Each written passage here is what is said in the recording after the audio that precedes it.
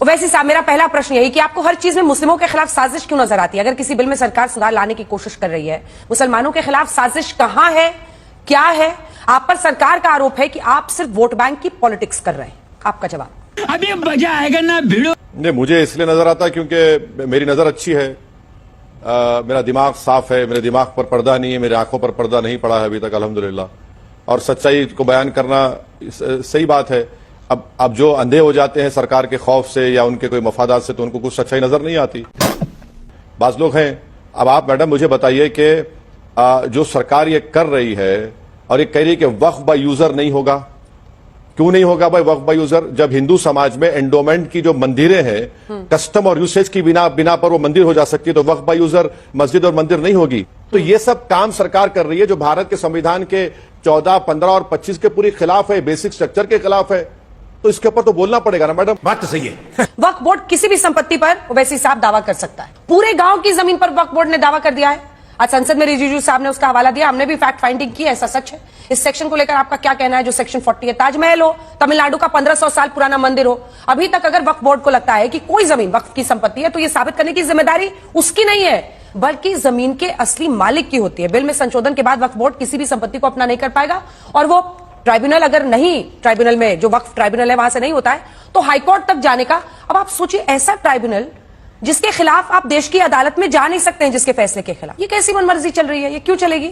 अभी पता चलेगा। मैडम देखिए, सबसे पहले तो आपको जो ये इन्फॉर्मेशन दे रहा है उसको पहली फुर्सत में निकाल दीजिए आप, क्योंकि वो सरासर झूठ बोल रहा है। लगता है इन्फॉर्मेशन देने वाला मोदी जी का चमचा नजर आ रहा है। ट्राइब्यूनल जो एग्जिस्टिंग ट्राइब्यूनल है, डिस्ट्रिक्ट सीनियर जज सुप्रीम हाई कोर्ट के सीजीआई अपॉइंट करते। एक आदमी होता है जिसको जो मुस्लिम जूरिस्प्रूडेंस जानता है, दूसरा एक एमिनेंट स्कॉलर। वो जजमेंट जो ट्राइब्यूनल का आता है भी, उसके खिलाफ आप हाई कोर्ट जाते हैं, कोई रोक टोक नहीं है। कैसे जाते हैं? रिवीजन पिटीशन डालते हैं। रिवीजन पिटीशन में पेटेंट इलीगैलिटी आपको दिखाना पड़ता है। मोदी जी ये कह रहे हैं कि अब ट्राइब्यूनल में रिटायर्ड डिस्ट्रिक्ट जज होगा और रिटायर्ड गवर्नमेंट एम्प्लॉय होगा। मेरे को यह बताइए कि डिस्ट्रिक्ट कलेक्टर के ऑर्डर के खिलाफ, अच्छा रिटायर्ड डिस्ट्रिक्ट जज ना भी हो, एक आदमी से ट्राइब्यूनल चलेगा और उस जजमेंट के खिलाफ आप अपील करेंगे। अरे हम ये कह रहे हैं कि रिवीजन में क्या है बुरी बात? बताइए। कोई रोक टोक नहीं है, झूठ बोल रहे हैं आपसे। अब रहा सवाल उस गांव का जो जिक्र कर रहे हैं, मैडम 8 लाख 9 लाख प्रॉपर्टीज में किरण रिजिजू साहब को अपना होमवर्क करना चाहिए था। उनको ऐसे 1000 प्रॉपर्टीज दिखाना था। मीडिया को सेलेक्टिव लव लेटर्स दे रहे हैं कि देखो ये 15 प्रॉपर्टी, हैदराबाद में 2, तमिलनाडु में एक, लखनऊ में 1। अरे भैया, सरकार, सर्वे कमिश्नर सरकार का है, वक्फ बोर्ड का नहीं है। गजट इशू करती है सरकार।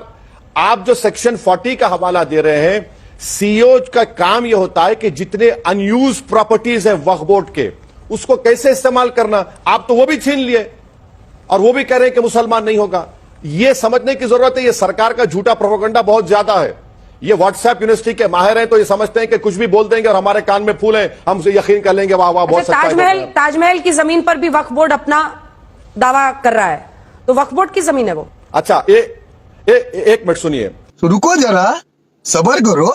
ताजमहल के अंदर मस्जिद है, मस्जिद नरेंद्र मोदी की होगी, असदुद्दीन ओवैसी की होगी। अच्छा, जो ताजमहल पे दावा कर रहे हैं वो सुन्नी वक्फ बोर्ड, वो उसका सीईओ कौन है, अपॉइंट कौन करते हैं? जुफैर फारूकी साहब। जुफैर फारूकी साहब को बड़ी तारीफ कर रहे थे आप ही के चैनल पर लोग, जब वो 5 एकड़ जमीन मिली वो मस्जिद बनाना चाह रहे। अरे वो तो गवर्नमेंट का आदमी है, वो जाके कर रहा है, मैं क्या कर रहा हूं? वो कर रहा है तो उनसे पूछिए ना। और वो जाकर कह रहे हैं कि हमारे पास डॉक्यूमेंट्स है। आप नहीं मानते, ठीक है, नहीं मानिए। वो कर रहे हैं। मैडम 8 लाख जायदादों में किरण रिजिजू को सिर्फ 15 मामले नजर आए। अरे भाई, थोड़ा होमवर्क करके अच्छा झूठ बोलो। गजब बेइज्जती है। 15 मामले कम होते हैं आपकी नजर में, ज्यादा मामले उठाने चाहिए थे। ठीक है, आप अपनी दलील दे रहे हैं, लेकिन देखिए, आप कॉन्स्टिट्यूशन को हमेशा दिखाते हैं ओवैसी साहब। आप कहते हैं संविधान से ही देश चलेगा, लेकिन देश में धर्म के आधार पर ट्रिब्यूनल सिर्फ वक्फ बोर्ड वाला ट्रिब्यूनल है, नहीं तो आर्म्ड फोर्सेस ट्रिब्यूनल है, एनजीटी है, इंडस्ट्रियल ट्रिब्यूनल है, इनकम टैक्स अपीलेट ट्रिब्यूनल है। वक्फ ट्रिब्यूनल लेकिन होना चाहिए। क्यों होना चाहिए? धर्म के आधार पर।